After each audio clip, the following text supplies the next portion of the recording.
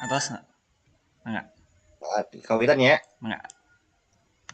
Assalamualaikum warahmatullahi wabarakatuh. Innal Waalaikumsalam. hamdalillah nahmaduhu wa nasta'inuhu wa nastaghfiruh wa na'udzu billahi min syururi anfusina wa min sayyiati a'malina. Yahdihillahu fala mudilla lahu wa may yudlil fala hadiya lahu. Asyhadu an la ilaha illallah wahdahu la syarika lah. Wa asyhadu anna Muhammadan abduhu wa rasuluhu la nabiyya ba'dah. Allahumma shalli wa sallim wa barik ala sayyidina Muhammad wa ala alihi wa ashabihi ajma'in. Amma ba'du. Segala puji hanya milik Allah yang telah memberikan kepada kita semuanya kesehatan, kenikmatan, berbagai hal, sehingga kita wajib mensyukurinya. Salawat serta salam, semoga selalu tercurah limpah pada Nabi Muhammad SAW, yang dengan pengorbanan beliau, Alhamdulillah, kita semuanya bisa merasakan nikmat iman dan nikmat Islam pada kesempatan pagi hari ini. Tak lupa di hari Jumat yang mulia ini kita berdoa kepada Allah Subhanahu wa taala agar senantiasa kita diberikan keistiqomahan dan kita diampuni dosa-dosanya lima baina Jum'atain di antara dua Jumat. Hadirin ikhwatu iman rahimakumullah, insyaallah hari ini kita akan melanjutkan pembahasan meraih berkah bersama ekonomi syariah, melanjutkan pembahasan transaksi yang dilarang dan alhamdulillah hari ini kita akan masuk insyaallah kepada pembahasan tentang riba. Ini yang banyak diperbincangkan dan banyak disalahpahami juga gitu dengan berbagai macam latar belakangnya. Oleh karenanya coba kita bahas tentang riba. Kang Cipto punten share screen-nya masih disable.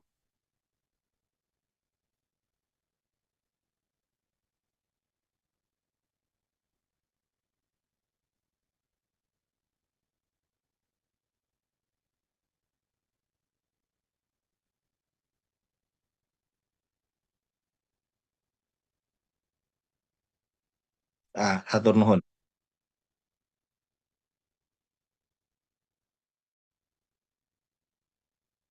Pembahasan kita pagi hari ini, ikhwatu iman rahimakumullah, adalah tentang riba. Apa itu riba secara bahasa? Riba adalah ziyadah, tambahan. Kemudian bisa juga diartikan tumbuh dan membesar. Jadi ini secara bahasa, jangan disalahpahami dulu gitu. Mentang-mentang habis lebaran biasanya berat badan saya naik gitu. Oh, berat badan saya naik dari 70 menjadi 75, berarti berat badannya riba. Tidak, itu ya secara bahasa ya.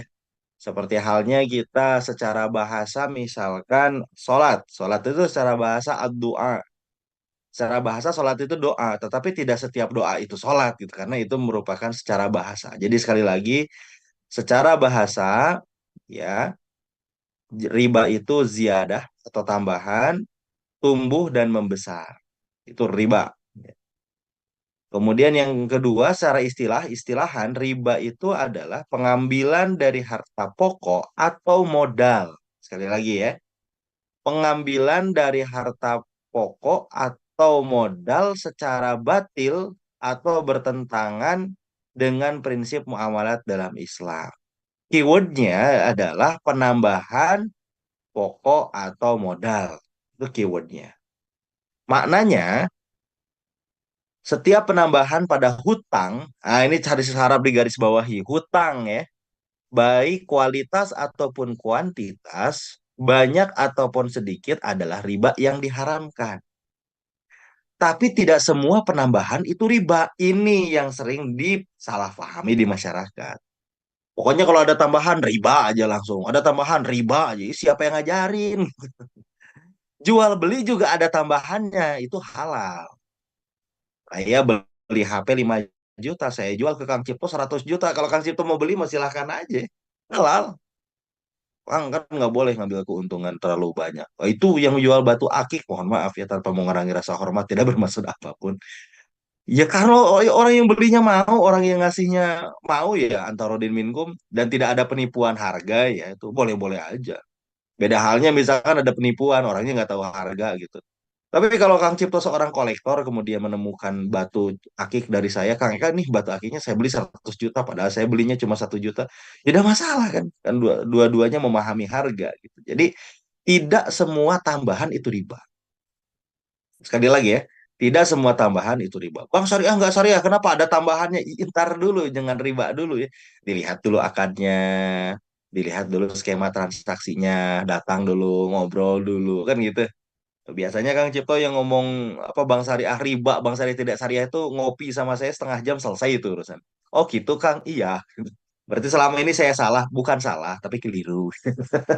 Kalau keliru kan cuma ada beberapa part diskusinya yang mungkin tidak tercapture ya. Tetapi kalau salah itu ya salah semua. Bukan salah itu keliru. Jadi ikhwati iman rahimakumullah sekali lagi riba adalah tambahan dari harta pokok atau modal secara batil ya. Nah, maka maknanya adalah setiap tambahan pada hutang, bukan bisnis loh ya, hutang. Baik kualitas ataupun kuantitas, baik banyak ataupun sedikit ada riba yang diharamkan. Mau banyak mau dikit riba ya. Kayak khamar ya setetes pun ya tetap haram gitu. Nah, bagaimana caranya pengambilan keuntungan dalam Islam gitu kan? Nah, pengambilan keuntungan dalam Islam ada tiga jenis, satu dengan jual beli, dua dengan bagi hasil, tiga dengan sewa atau upah ya. Nah, dalam Islam itu sewa ada dua macam. Yang pertama ijaratul mal atau sewa harta, ada perpindahan kepemilikan harta ya, sorry, kepemilikan manfaat dari sebuah harta. Kemudian ijaratul akmal. Nah, kalau ijaratul akmal itu upah ya, fee. Contohnya Kang Cipto cukur, potong rambut ke barbershop. Kang Cipto nggak beli gunting, Kang Cipto juga nggak beli meja. Tetapi Kang Cipto memberikan upah atas kualitas skill dari seorang barbershop untuk merapikan rambut kita. Nah, itu namanya ijaratul amal. Kalau penambahan dari skema bisnis halal, ya. Sekali lagi, penambahan dari skema bisnis tadi halal selama tidak ada yang melanggar aturan syariah sebelum-sebelumnya yang kita bahas ikhwatu iman ya. Jadi tidak boleh ada penipuan, tidak boleh ada gharar atau ketidakpastian, tidak boleh ada rekayasa demand, rekayasa supply ya. Ada bai'un najas, ada ikhtikar, tidak boleh gitu. Tapi kalau selama itu terpenuhi syarat rukun segala macamnya ya boleh-boleh saja. Landasannya Quran surat An-Nisa surat keempat ayat 29, Auzubillahi minasyaitonirrajim. Hai orang-orang yang beriman, janganlah kamu memakan harta sesamamu dengan jalan batil. Nggak boleh. Pak, untungnya banyak. Nggak boleh. Ya. Apa yang dimaksud dengan jalan batil dalam hal ini yaitu pengambilan tambahan dari modal pokok tanpa ada imbalan pengganti atau kompensasi yang dibenarkan oleh syari. Gambarannya gini, ah, riba itu adalah keywordnya satu utang ya. Jadi kalau saya ngutang ke Kang Cipto, udah jelas akadnya utang. Kang, saya ngutang dong berapa? Minjem uang, ya kan ngutang. Biar silaturahmi tidak terputus, tolong pinjam 100 gitu kan. Lagi viral itu Kang Cipto. Nah itu kalau ada tambahan dari 100 ya, misalkan ditambahin gitu. Kang, kata saya, tolong dong saya ngutang, utang berapa? 400.000 buat apa? Balik ke Bandung naik kereta ya, nggak punya duit, bolak-balik dari Jogja.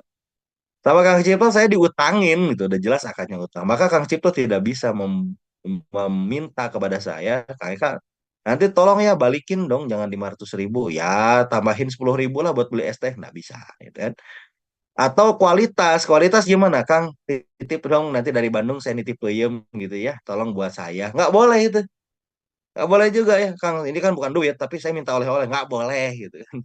Sama aja nggak boleh. Nah, ikhwati man rahimakumullah, gimana caranya dong? Kalau misalkan Kang Cipto mau berbisnis dengan saya, ya kalau Kang Cipto mau berbisnis dengan saya, transaksinya jangan utang piutang. Tiketnya dibeliin sama Kang Cipto, jual ke saya, boleh itu. Jadi tiket kereta misalkan 500.000 bolak-balik Jogja Jakarta. Ya sudah, Kang Cipto beliin, kemudian dibeliin atas nama saya, harga 500, Kang Cipto bilang ke saya, Kang Eka ini saya beli tiket ini harganya 500, saya jual ke Kang Eka ya 550, Ridho nggak? Ya Ridho, Ridho aja ya sini. Gitu kan. Boleh itu nggak apa-apa, karena yang tidak boleh itu adalah pengambilan tambahan dari harta pokok. Nah ini Kang Cipto biasanya yang jadi kesalahpahaman masyarakat terhadap lembaga keuangan syariah. Karena angsuran di syariah sama di konven itu sama gitu. Bahkan di syariah lebih mahal katanya. Jadi syariah lebih riba. Kenapa? Karena lebih mahal. Namun gitu mah ada tetangga kita yang jualan lebih mahal daripada toko sebelahnya, berarti toko yang mahal itu toko riba. Masa gitu juga? Kan nggak kayak gitu juga gitu. Toko A jual beras 10.000, toko B jual beras 11.000 dengan kualitas dan kuantitas yang sama. Oh, toko B mah riba. Kenapa? Mahal gitu. Ya enggak lah gitu kan. Jadi kalau jual beli ya Boleh saja ya. Jadi di bank syariah pun tidak ada riba, adanya jual beli, adanya bagi hasil dan adanya sewa. Jangan memfitnah, nanti dosa. Kemudian riba ada tiga macam ikhwatu iman. Riba itu ada tiga macam, ada satu riba fadl, dua riba nasiah, tiga riba jahiliyah. Keywordnya bukan keyword sih. Ini dalam surat Al-Baqarah ayat 275 Allah menghalalkan jual beli dan mengharamkan riba. Jadi tadi kalau Kang Cipto ngutangin uang ke saya, akadnya jelas utang, kemudian saya berakad sah dengan Kang Cipto, kemudian Kang Cipto meminta kembalian lebih, maka itu adalah riba. Ya. Tetapi kalau Kang Cipto beli tiketnya dan dijual kepada saya itu halal. Mereka kan sama-sama pokoknya 500.000. Kan sama-sama juga Kang Cipto minta kelebihan 50.000. Kenapa yang satu riba, yang satu enggak? Yang satu haram, yang satu halal. Ini dalilnya. Allah halalkan jual beli dan mengharamkan riba. Lalu apa bedanya jual beli dengan utang piutang? Nah, di sini titik kritisnya Ikhwata Iman ya. Apa beda jual beli dengan utang piutang? Pokoknya sama 500.000 saya dengan Kang Cipto tadi. Labanya juga sama 50.000 ya, kelebihannya sama 50.000. Dan peruntukannya juga sama. Buat saya tiket dari Bandung, dari Jogja ke Bandung bolak-balik. Jadi bedanya Ikhwatu Iman, kalau utang piutang itu tidak ada perpindahan kepemilikan harta. Itu utang piutang. Jadi adanya adalah memang minjemin duit yang dibeli, yang harus dibalikan dalam jumlah yang sama. Jadi akad yang pertama adalah saya ngutang ke Kang Cipto. Kang Cipto saya utang, oke, berapa? 500.000. Ya udah, akadnya minjem. Ibaratnya saya minjem motor ke Kang Cipto, ya balikin ya motor lagi gitu. Ya bensinnya tentu menyesuaikan ya, jangan sampai minjem orang bensinnya penuh dibalikin bensinnya kurang. Nah, itu ada yang kurang itu minjem. Harus sama. Jadi Iwati Iman kalau utang piutang itu hanya ada apa ya? Hanya ada akad ya utang itu, tidak ada perpindahan kepemilikan. Nah, kalau misalkan jual beli, awalnya kepemilikannya punya Kang Cipto, kemudian dipindahkan kepada saya. Apa? Tiket yang beli Kang Cipto, walaupun namanya atas nama saya gitu kan, di kereta nggak bisa nama Kang Cipto. Kemudian dijual oleh Kang Cipto kepada saya, kepada Eka. Ya udah, berarti tiketnya awalnya punya Kang Cipto terus menjadi punyanya Eka Jati gitu. Nah, itu jual beli. Kalau kita detailkan, jual beli itu ada penjual, ada pembeli, ada barang yang diperjualbelikan, ada harganya, dan ada serah terima. Lima komponen ini terpenuhi, maka itu adalah jual beli. Lima komponen ini ada satu saja yang tidak terpenuhi, maka batal jual belinya. Hati-hati terjerumus kepada riba. Dalam utang piutang, tadi saya dengan Kang Cipto 500.000, tidak ada akad saya dengan Kang Cipto masalah harga. Adanya utang. Tidak ada perpindahan kepemilikan barang yang diperjualbelikannya, tidak ada. Nah, yang membelinya saya. Gitu. Jadi itu bedanya. Tipis banget. Tapi bisa jadi fitnah ya. Apalagi ya yang mungkin baru ahlul YouTube, wal Facebook gitu. Wal share grup minal WA gitu. Biasanya langsung ngegas Kang Cipto. Wah itu riba katanya biasanya gitu. Pas ngobrol alhamdulillah bisa paham.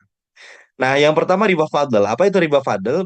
Ikhwatu iman di sini agak agak banyak ya penjelasannya, tetapi saya rangkum seperti ini. Riba fadl adalah mengambil keuntungan dari pertukaran. Nah, ini bukan utang piutang nih, pertukaran. Pertukaran barang sejenis yang kasat mata kualitasnya itu memang sama. Nah, apa barang yang dipertukarkan? Emas, perak, mata uang, dan bahan makanan. Kalau dalam hadis itu gandum, tepung, kurma, garam. Nah, ini oleh para ulama dikelompokkan menjadi bahan makanan. Emas dan perak, wujudnya memang emas dan perak dan mata uang. Karena zaman Nabi SAW, emas dan perak menjadi mata uang. Kesimpulannya dalam zaman modern ini adalah emas, perak, mata uang, dan bahan makanan tidak boleh ditukarkan secara langsung. Tapi harus ditukar dulu, ditakar dulu dengan harga yang adil. Gitu. Contoh, Kang Cipto punya emas 50 gram. Saya juga punya emas 50 gram. Tapi bedanya punya Kang Cipto 16 karat, saya 24 karat. Beda kualitas. Kuantitasnya sama. Maka kalau Kang Cipto mau nukerin emas itu ke emas saya, Kang Cipto 50, saya 50. Tapi Kang Cipto emasnya 24 karat, saya 16 karat, maka tidak boleh ditukarkan secara langsung. Kang Eka, kan punya Kang Eka mah 16 karat, punya saya 24. Ya sudah gini saja ya. 10 banding 1 saja. 10 gram punya Kang Eka karena 16 karat ditukar dengan 1 gram punya saya karena saya 24 karat. Boleh. Terus bagaimana caranya? Diukur dulu dengan mata uang. Yang punya Kang Cipto, kalau emas 24 karat, harga per gramnya berapa? Punya saya emas 24 karat, harga per gramnya berapa? Baru itu ditukar. Lebih hati-hati lagi kalau dalam emas perhiasan. Kenapa? Dalam emas perhiasan itu ada nilai estetiknya, ya. Tentu beda emas dalam bentuk cincin yang bulat berputar saja dengan cincin yang ada ular naganya gitu. Beda itu harganya. Dan itu tidak boleh langsung ditukarkan, harus diukur dulu dengan mata uang supaya terjadi keadilan. Di sini konsep perlindungan konsumen Islam sudah ada sejak 1.500 tahun yang lalu. Dalam dunia modern, konsep perlindungan konsumen itu baru rame akhir-akhir ini. Jadi Islam mah keren, Kang Jito ya. 1.500 tahun yang lalu juga sudah memikirkan bagaimana konsep perlindungan konsumen. Bahkan pertukaran emas dan perak saja dipikirkan secara detail. Sekarang makan pinjol aja lumayan, pusing mikirnya kan. Perlindungan konsumen pinjol. Ya ada kebutuhan gitu. Kata pinjolnya, mana nanu butuh gitu kan. Nah, yang kedua Bapak Ibu sekalian, ikhwatu iman rahimakumullah, tidak boleh juga kita menukarkan bahan makanan pokok secara langsung. Nggak boleh ini. Sering terjadi, mohon maaf tanpa mengurangi rasa hormat saya. Bukan mau mendiskreditkan sesuatu ya. Misalkan beras Cianjur dengan beras Bulog. Saya punya beras Cianjur sekilo. Kang Cipto punya beras Bulog 2 kilo. Langsung wecek saya teh. Kang Cipto, daripada makan beras Bulog, mending makan beras Cianjur punya saya pulen wangi luar biasa. Tuh saya punya 2 kilo. Ya sok kureun ke saya lah. 2 kilo ku saya di layanan 1 kilo. Boleh juga. Tapi harus ditakar dengan mata uang dulu ikhwatu iman. Yang pertama beras Cianjur harganya berapa? Beras Bulog harganya berapa? Beras Cianjur harga 10.000, beras Bulog harga 7.000. Atau bukan 1 banding 2 kalau kayak gitu mah. Jadi harus setara mata uangnya, sorry, harus setara barangnya, baik kualitas dan kuantitasnya. Dan penyerahannya harus seketika. Ini ya, sekali lagi. Dan penyerahannya harus seketika. Jadi ini kan sama kualitasnya ya, mislan bimislin, sama kuantitasnya, sawaan bisawain. Yang ketiga, sama waktu penyerahannya seketika ya dan biadin. Nggak boleh. Saya bilang ke Kang Cipto, mana dulu beras Bulog Kang Cipto nih. Wah gitu ya. Kasih sama Kang Cipto nih 2 kilo. Saya bilang ya udah yang 1 kilo besok ya gitu nggak bisa. Itu harus seketika karena ini bahan makanan. Mas perak pun demikian harus seketika. Itu konsep fikihnya ya waktu iman. Konsep modernnya seperti apa? Bagaimana dengan pertukaran falas mata uang asing? Karena kualitasnya daya beli, maka sawaan bisawain. Tidak berlaku, namun ya dan biadin tetap berlaku. Ya, jadi kalau mata uang asing itu yang berlaku pasar. Ini nggak perlu sama. Oi, itu 1 juta rupiah harus ditukar dengan 1 juta dolar Amerika. Nggak gitu juga konsepnya. Gitu. Jadi konsepnya adalah di sini harus ya dan biadin. Kang Cipto mau umroh, amin ya Allah ya. Di sana uang rupiah laku sih Kang Cipto, uang Jokowi disebutnya di sana itu. Jadi kalau ada orang Indonesia, wajah-wajah Indonesia begitu ya, oleh pedagang-pedagang di Arab itu bilang uang Jokowi boleh, uang Jokowi boleh. Satu barang 100.000, udah paham mereka. Satu barang 100.000, uang merah disebutnya, uang merah. Tapi saya kasih uang 10.000 gak mau. Ini bukan uang merah, uang ungu. Jadi boleh sebetulnya, akan tetapi kurang fleksibel. Kang Cipto nuker uang rupiah ke bank dengan rial Saudi Arabia. Misalkan 1 rial ditukar dengan 4.000 rupiah. Ya. Maka itu harus tunai. Kalau Kang Cipto nuker ke saya lah biar gampang. Nah, Eka masih punya stok uang real gak? Mas, itu ada 100 real di rumah. Gitu. Lumayan lah buat jajan Kang Cipto. Katakan, ya tuh tukar jangan saya. Siap, Kang Cipto. Berapa harganya teh? Saya lihat 4.000 per satu realnya. Berarti itu 4 juta. 400.000 ya. 100 real berarti 400.000. Mana uangnya? Nih Kang Cipto, uangnya selembar 100 real. Kata Kang Cipto, iya ya, tapi nanti saya yang uang rupiahnya pas saya pulang dari umroh. Nggak boleh. Karena harus mislan bimislin.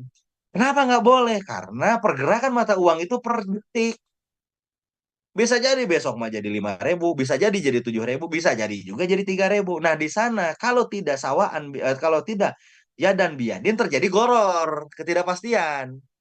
Besok kita nggak tahu nih, baik saya penjual ataupun pembeli ya, yang penukar kedua belah pihak itu nggak tahu ini uang akan naik apa uang akan turun nih harganya nih gitu kan. Nah oleh karenanya kalau dalam pertukaran uang mata asing, keywordnya adalah harus tunai. Yang kedua, contoh zaman modern. Mau Ramadan, mau Lebaran, Kang Cipto biasanya berjejer orang yang nuker uang baru. Itu uang rupiah masih berlaku. Uang kita juga yang ditukar masih berlaku. Maka hukumnya haram. Kalau kita mengenakan biaya tambahan. Nggak boleh. Maka di BI kalau penukaran itu ya sama. Ya nukar 10.000 ya ditukar 10.000. Nukar 1 juta ditukar dengan 1 juta. Kalau di pinggir jalan beda. Uang 1 juta ada 100 rehongnya. Gitu ya kalau kata anak muda gitu. Oh ditambahan 100 rehong. Cenah. Nah ditambahan 100.000. Iya kan nukernya di pinggir jalan. Saya nanya itu uang apa? Rupiah Kang. Katanya. Nah sama jeung beda. Ini mah uang baru. Yang saya tukar uang lama. Nggak boleh. Nggak boleh. Kenapa? Karena mata uang di sini harus sawaan bisawain. Sama kuantitasnya mislan bimislin sama kualitasnya. Dan ya dan biadin sama penukarannya. Waktunya sama. Atau kasihan itu yang di pinggir jalan nggak dapat keuntungan. Makanya akadnya jangan pakai tukar menukar aja. Jujur aja Pak. Saya itu kan ngantri di BI.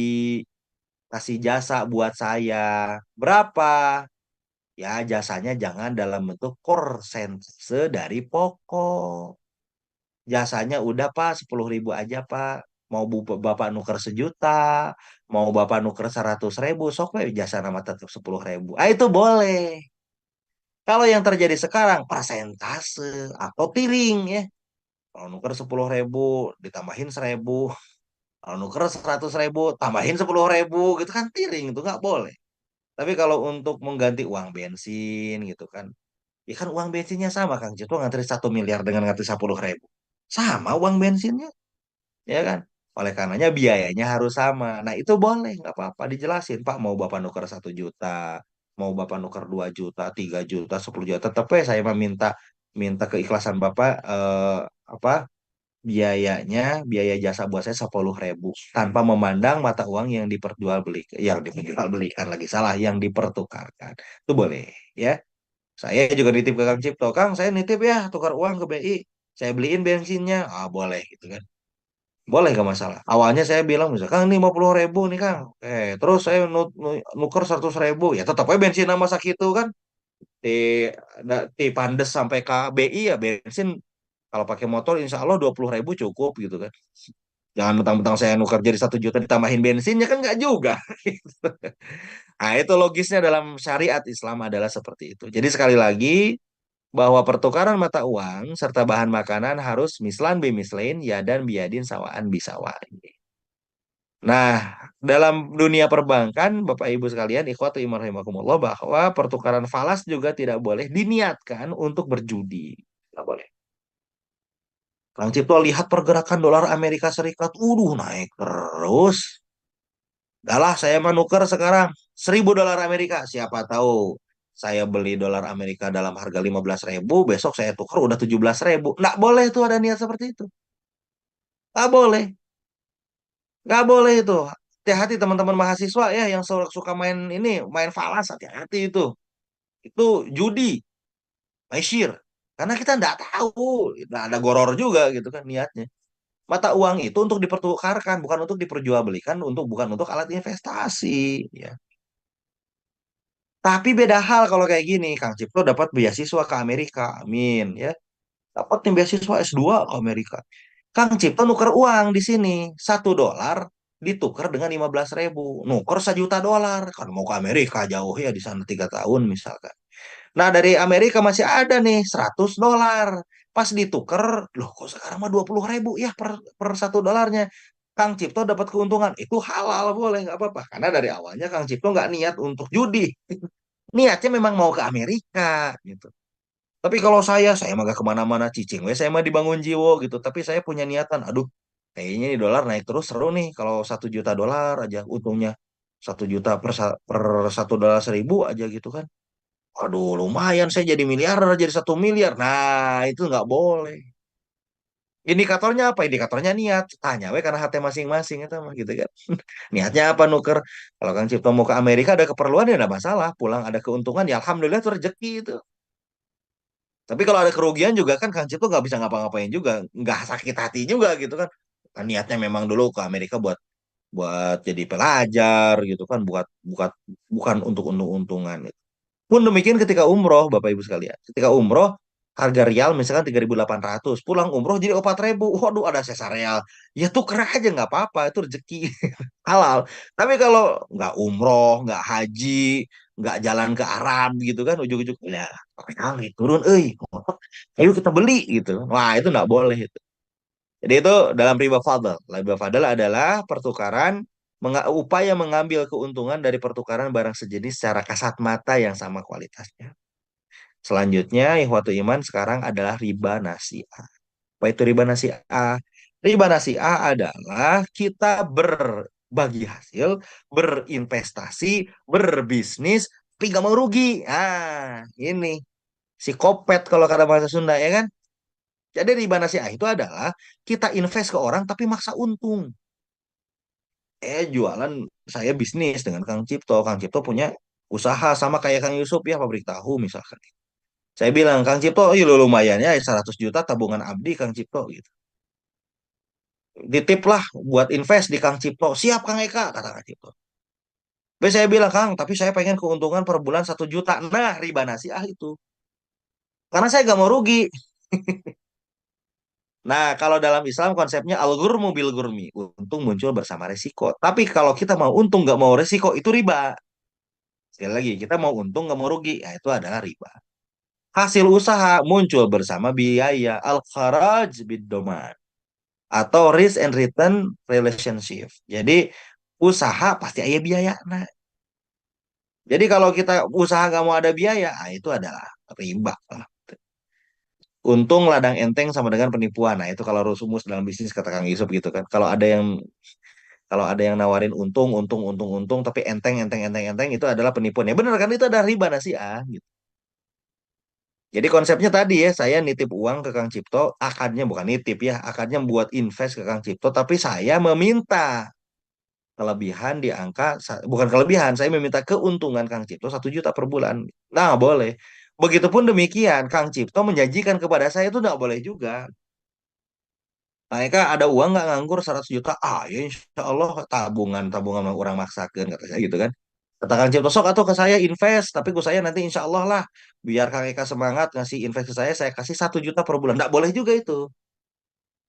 Ada yang nyeletuk ke saya Kang Cipto, Kang itu kan antarodin minkum katanya. Ya nggak bisa juga gitu kan. Mohon maaf tanpa mengurangi rasa hormat. Yang zina juga antarodin itu. Karena kalau salah satu tidak antarodin jadinya kan pemerkosaan. Sorry nih Kang Cipto, apa contohnya agak ekstrim ya. Karena memang dalam belajar bisnis syariah itu harus ekstrim contohnya gitu biar melek. Jadi tidak semuanya konsep antarodin itu bisa digunakan. Ya kalau konsep antarodin digunakan, tetapi jual beli atau bisnisnya salah haram, ya tetap haram gitu. Jual beli khomer, ada saya mah antarodin jual beli khomer oke. Yang di bismillahan deh haram. Jual beli daging babi gitu kan. Ada yang mah jual beli ada tuh tadi tadi makan ku saya mah. Saya mah nggak jual beli hungkul cenah. Karena naon atau udah dipakai sarung tangan mual najis gitu kan. Tetap haram Pak Haji. Oh ini mah antarodin haram tetap gitu. Jadi antarodin itu digunakan sebagai syarat terakhir syarat sapu jagat dari sebuah jual beli. Jual beli kalau sah tapi kalau tidak antarodin nggak sah jual belinya. Jadi Riba nasi'ah adalah riba dalam bisnis. Mohon maaf tanpa mengurangi rasa hormat saya kepada ikhwatu iman rahimakumullah dan kepada pihak-pihak lainnya yang mungkin tersinggung dengan dengan apa pernyataan saya. Dalam praktek modern ini sebelah kanan kan, konvensional. Dalam perbankan konvensional telah terjadi riba nasi'ah. Dalam pembayaran bunga kredit, bunga deposito, bunga tabungan. Kang Cipto nabung di bank konven. Mau untung mau rugi itu bank konven tetap bunganya 10% misalkan. Kang Cipto ngutang dari bank konven, apapun yang terjadi tetap 10%. Itu nggak boleh. Karena itu riba nasi'ah. Ingat tadi, utang. Ya. Atau percampuran harta. Jadi tidak hanya utang, jadi percampuran percampuran sumber daya juga bisa terjadi. Contohnya apa percampuran harta? Emang ada Kang Eka dalam bisnis percampuran harta? Lah itu investasi harta saya bercampur dengan harta Kang Cipto. Jadi riba tidak selalu dalam utang. Jadi kalau ada yang bilang riba tuh muncul dari utang bisa juga. Percampuran harta bisa itu. Ya, riba nasiah. Jadi skema kerja bisnis minta keuntungan pasti itu adalah riba nasiah. Terakhir riba jahiliyah. Apa itu riba jahiliyah? Riba jahiliyah adalah upaya mengambil keuntungan dari akar bersifat non-profit. Kulu kordin jaro manfaatan fahuwa riba. Nah, ini seperti contoh di awal. Saya ngutang ke Kang Cipto. Kemudian Kang Cipto minta kelebihan kepada saya. Atau saya ngutang kepada Kang Cipto. Tadi 500.000. Ternyata saya telat bayar. Sama Kang Cipto, Kang Eka karena telat bayar, saya kenain denda ya Rp100. Nggak boleh. Nggak boleh. Tapi kalau saya nakal, boleh dikenakan ajir sama Kang Cipto. Denda boleh. Tapi uang dendanya tidak boleh dikonsumsi oleh Kang Cipto. Harus diserahkan kepada lembaga sosial dan dijelaskan bahwa ini adalah dana non halal. Jadi dalam perbankan konvensional riba jahiliyah terjadi dalam pengenaan bunga pada kartu kredit yang tidak dibayar secara penuh. Jadi Kang Cipto di bank konven tuh ada kartu kredit ya. Kalau nggak bayar penuh tuh kena bunga gitu. Nah, nggak boleh. Nggak boleh. Riba dalam Quran dan hadis A'udzubillahi minasyaitonirrajim. Hai orang-orang yang beriman, bertakwalah kepada Allah dan tinggalkan sisa riba yang belum dipungut jika kamu orang-orang yang beriman. Maka jika kamu tidak mengerjakan, meninggalkan sisa riba, maka ketahuilah bahwa Allah dan Rasul-Nya memerangimu. Dan jika kamu bertaubat dari pengambilan riba, maka bagimu pokok hartamu, kamu tidak menganiaya dan tidak pula dianiaya. Kang, kalau misalkan tidak mau meninggalkan riba, itu akan berperang sama Allah dan Rasulnya. Ketemu preman aja kita ciut. Ini ngajak perang Allah dan Rasulnya. Nauzubillah min dzalik. Siapa yang mau menang?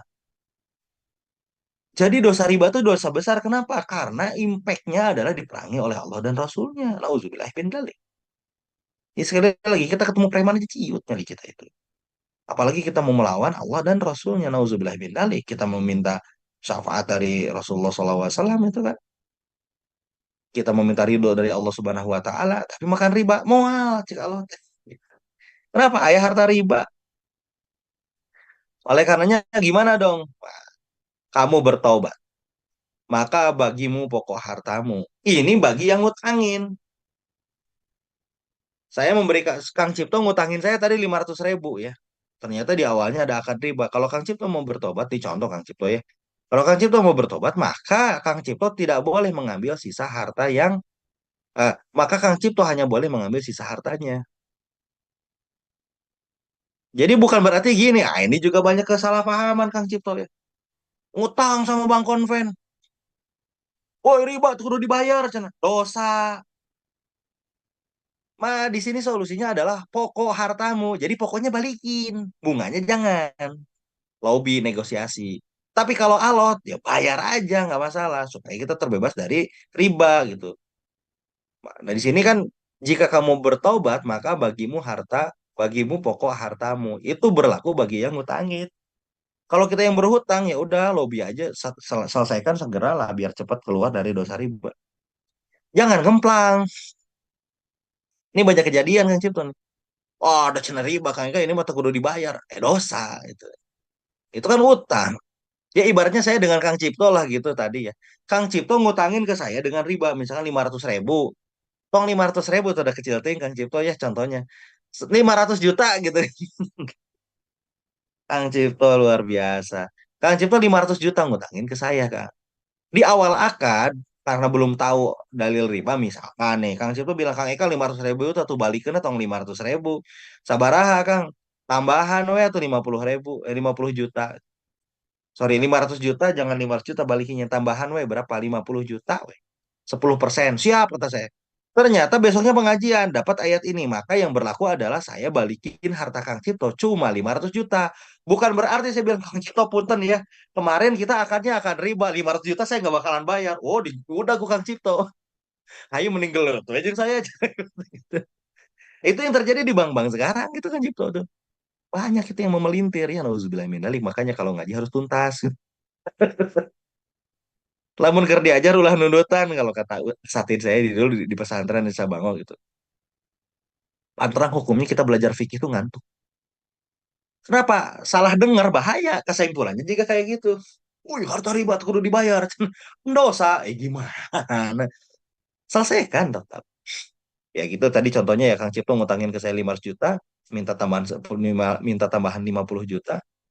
Pas dengar ayat riba saya bilang, Kang Cipto ini bukan riba, saya nggak mau bayar. Kang Cipto bilang, ayo we mending gelut. Oke. Nah, hadis dari Jabir radhiyallahu an. Rasulullah mengutuk orang yang menerima riba, orang yang membayar, orang yang mencatat, dan dua orang saksinya. Kemudian beliau berkata, semuanya sama. Orang biasanya, Kang Cipto, langsung bayar hadis ini. Langsung baca hadis ini, nggak baca ayat ini, gitu.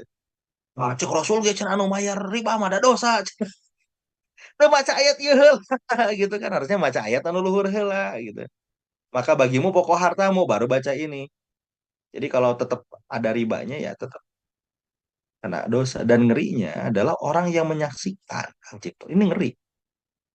Orang yang mencatat, yang ngeri juga ya orang catat harta riba tuh karena dosanya sama. Hadis riwayat Muslim. Yang kedua ini yang selalu bikin saya merinding kalau baca ayat ini Kang Cipto, baca hadis ini Kang Cipto. Rasulullah SAW bersabda, riba itu mempunyai 72 pintu. Dan yang paling rendah dosanya seperti seorang menyetubuhi ibu kandungnya sendiri. Itu dosa paling rendah. Itu dosa paling rendah. Ada yang bilang juga, Kang saya nabung di konven nggak ambil ribanya. Itu pejuang riba sejati itu. Ikhlas. Kenapa? Bunganya nggak diambil. Gimana hukumnya? Nggak boleh sama aja. Lah kenapa? Ya duit kita dipakai sama bank konven untuk operasional. Pindahinlah ke bank syariah.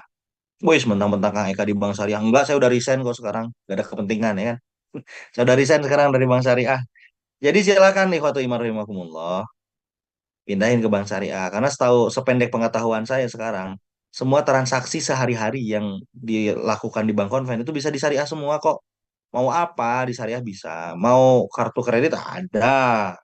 Mau apa lagi? Usaha ada. Mau nabung ada. Mobile banking apalagi. Itu bank kemarin ada yang error. Semua bank juga pernah error kali. Bank terbesar di Indonesia juga pernah error gitu. Kenapa kalau bank syariah error kalian kayak izin banget gitu? Kalau bank konven error biasa-biasa aja, tidak adil itu. Kan kita mah gitu kan, Cipto ya. Kalau ada orang Islam yang korupsinya, Islamnya korupsi gitu kan gitu. Tapi kalau ada orang yang non Muslim korupsi biasa, har. Kenapa? Ada apa gitu? Harusnya adil, gitu kan? Harusnya adil. Lanjut, pandangan ulama terhadap riba. Fatwa Nahdlatul Ulama dalam Munas tahun 92. Bunga yang dengan segala jenisnya sama dengan riba sehingga hukumnya haram.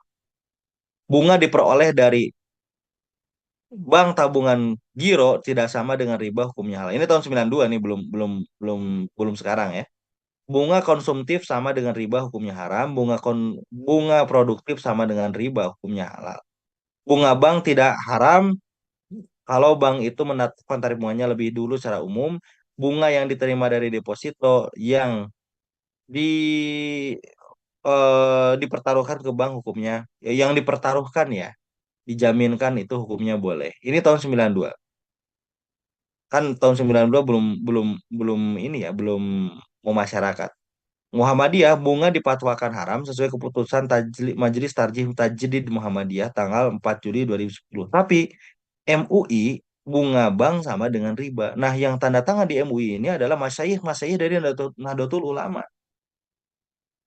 tahun 2003. Jadi sebetulnya saudara-saudara kita di Nahdlatul Ulama juga yang terlibat dalam MUI ya. Itu pada waktu itu luar biasa itu perjuangannya. Jadi mengkaji dengan sangat detail, mengkaji dengan sangat lengkap tentang bunga bank. Ini jaraknya jauh kan Cito, 92 ke 2003 gitu. Jadi jangan dibaca fatwa yang ini, bacanya yang ini. Yang terbaru. Karena di MUI itu kan ada Muhammadiyah, ada NU gitu. Jadi ada Muhammadiyah, ada NU, ada Persis juga, ada ya berbagai macam ormas Islam. Ini memfatwakan tahun 2003 bulan Desember. Ini bunga bank sama dengan riba. Pandangan ulama internasional, Dewan Studi Islam Al-Azhar Kairo, tahun 65. Bunga dalam segala bentuk pinjaman adalah riba yang diharamkan. Mau apa lagi? Kemudian Robitoh Alam Al-Islami. Bunga bank yang berlaku dalam perbankan konvensional adalah riba yang diharamkan. Rajab 1406 Hijriah. Majma Fikih Al-Islami. Konferensi Islam. Organisasi Konferensi Islam. Seluruh tambahan dan bunga atas pinjaman yang jatuh tempo dan nasabah tidak mampu membayarnya. Demikian pula tambahan suku bunga atas pinjaman dari permulaan perjanjian adalah dua gambaran dari riba yang diharamkan secara syariah. Ini tahun 85. Udah lama. Jadi kalau ada orang yang bilang bahwa bunga bank masih diperdebatkan itu saya nih itu baca buku nu mana. Di internasional tahun 65 udah haram. Majma Fikih Al-Islami tahun 85 juga haram. Robitoh Alam Al-Islami 1406 Hijriah haram. Di Indonesia MUI juga ngaharamin. Lah terus yang dibaca buku anu belah mana? Itu kan saya aneh kan gitu. Bunga bank itu masih diperdebatkan. Waduh gaya. Enggak ada perdebatan. Ente aja yang ngajak debat terus. Gitu. Udah jelas ini. Udah jelas bahwa bahwa satu ditambah satu sama dengan dua gitu. Jangan dibikin satu ditambah satu masih diperdebatkan dua atau 11 gitu. Udah jelas gitu. Jangan mengaburkan sesuatu yang jelas. Kecuali ada kepentingan ya saya enggak tahu lah. Tapi kalau saya mah Saminawe wa atau nah gitu kan gampang. Toh juga sekarang Bang Syariah udah banyak. Ternyata iwatu iman rahimakumullah tentang perbungaan ini sudah ada dikaji dari zaman dulu sebelum Masehi. Plato ya. Plato sebelum Masehi teman-teman filosof pasti pada hafal nih teman-teman ini. Bunga yang menyebabkan perpecahan dan perasaan tidak puas dalam masyarakat. Bunga, alat golongan kaya untuk mengeksploitasi golongan miskin. Aristoteles berpendapat bahwa fungsi uang adalah medium of exchange, alat tukar, bukan alat menghasilkan tambahan melalui bunga. Bunga menurutnya adalah uang yang berasal dari uang, yang keberadaannya dari sesuatu yang asalnya tidak akan terjadi, oleh karena itu bunga adalah sesuatu yang tidak adil. Aristoteles sama Plato. Buat teman-teman yang mungkin belum percaya akan adanya Tuhan gitu, atau ateis, nah kiblatnya inilah Aristoteles. Kiblatnya kan pikiran ya, ya sok. Cek pikiran oke nggak jelas bunga itu. Ini filsuf Romawi dan Yunani.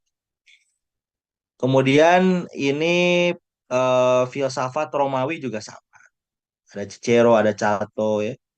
Ini juga dalam kitab pandangan saudara-saudara kita yang non-Muslim, yang Nasrani, juga dalam kitab ulangan. Janganlah engkau membungakan pada saudaramu baik uang maupun bahan makanan atau apapun yang dapat dibungakan. Dari orang asing boleh engkau memungut bunga, tapi dari saudaramu janganlah engkau memungut bunga. Kitab Keluaran. Jika engkau meminjamkan uang kepada salah seorang dari umatku, orang yang miskin di antaramu, maka janganlah engkau berlaku sebagai seorang penagih hutang terhadap dia. Janganlah kamu bebankan bunga uang kepadanya. Tak bisa dibantah lagi nih, udah jelas. Nah, ini terakhir bunga versus bagi hasil. Apa bedanya bunga dengan bagi hasil?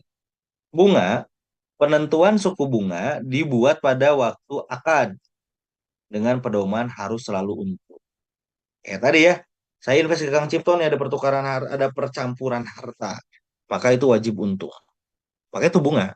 Tapi kalau bagi hasil, penentuan besarnya rasio bagi hasil dibuat pada waktu akad dengan perpedoman pada kemungkinan untung rugi. Bunga. Besarnya persentase berdasarkan pada jumlah uang modal yang dipinjamkan bagi hasil. Besarnya rasio bagi hasil berdasarkan keuntungan yang diperoleh. Kalau saya nitip modal ke Kang Cipto ya udah Kang bagi 2W keuntungan buat Akang 10 buat Akang 90% dah Akang usaha. Buat saya cuma 10% enggak apa-apa. Pembayaran bunga tetap seperti yang dijanjikan tanpa pertimbangan apakah proyek yang dijalankan oleh pihak nasabah untung atau rugi. Bagi hasil tergantung pada keuntungan proyek yang dijalankan. Sekiranya itu tidak mendapatkan keuntungan, maka kerugian akan ditanggung bersama oleh kedua belah pihak. Jumlah pembayaran bunga tidak meningkat walaupun keuntungan berlipat. Jumlah pembagian laba meningkat sesuai dengan jumlah peningkatan pendapatan. Eksistensi bunga diragukan, tidak ada yang meragukan keuntungan bagi hasil. Jadi itu ihwatu iman rahimakumullah tentang perbedaan bunga dan bagi hasil. Jadi dalam bisnis syariah kita harus senantiasa memperhatikan dan mengedepankan aspek-aspek unsur-unsur syariah supaya transaksi-transaksi yang kita jalankan terhindar dari riba. Mudah-mudahan Allah Subhanahu wa taala memudahkan kita dalam berusaha memberikan keberkahan dalam usaha-usaha kita dan senantiasa memberikan pemahaman terhadap konsep-konsep transaksi Islami. Dan ikhwatu iman sekali lagi tanpa mengulangi rasa hormat saya, mungkin dalam pemaparan saya ada yang menyakiti hati ya. Saya minta maaf, bukan bermaksud untuk menyakiti hati siapapun, tetapi ini hanya semata-mata menyampaikan apa yang kami ketahui dan tentu guru-guru kami juga lebih paham, lebih memafhum terhadap hal ini dan bisa dijadikan rujukan. Ini merupakan sebagian kecil dari pengetahuan kami dan menjadi kewajiban kita untuk saling mengingatkan tentang bahaya riba ini. Pada intinya adalah selama bank syariah itu bisa melakukan transaksi, maka pindahkan ke bank syariah. Kecuali darurat ya. Ihwatu iman di daerahnya misalkan nggak ada sinyal dan nggak ada bank konven, nggak ada bank syariah, cuma ada bank konven ya mau nggak mau itu mah. Kang Cipto nanti kerja di instansi yang gajinya di bank konven. Nggak usah protes Kang Cipto, dah itu mau usaha punya orang ya kita nuntut kerja di sana nggak apa-apa. Nah, itu namanya darurat. Pakai bank konven nggak apa-apa. Tapi ketika gajian pindahinlah ke bank syariah gitu kan.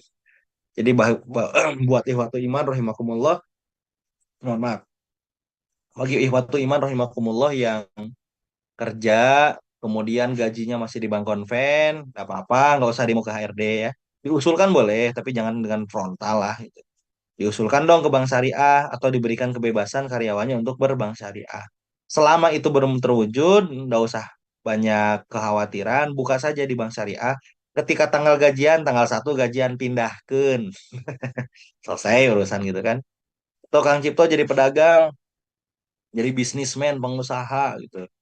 Kemudian suppliernya itu pakai bayarnya pakai bank. Nanti apa? Saya punyanya bank konven, bank XYZ konven misalkan gitu. Nah terus gimana dong? Ya udah Kang Cipto buka aja bank XYZ konven tersebut, dah masalah. Nanti setelah pembayarannya diterima, ya udah dipindahin ke bank syariah. Nah itu dari saya, Ikhwati Iman Rahimakumullah. Sekali lagi, mudah-mudahan kita semua senantiasa diberikan kemampuan oleh Allah Subhanahu wa taala untuk senantiasa menghindari dosa riba karena ngeri ya. Ngeri banget. Riba itu singkatan ngeri banget dan senantiasa Allah menunjukkan jalan-jalan keberkahannya pada kita dan kita bisa menapaki jalan keberkahan tersebut. Qulu qouli hadza wa astaghfirullah li wa lakum. Assalamualaikum warahmatullahi wabarakatuh.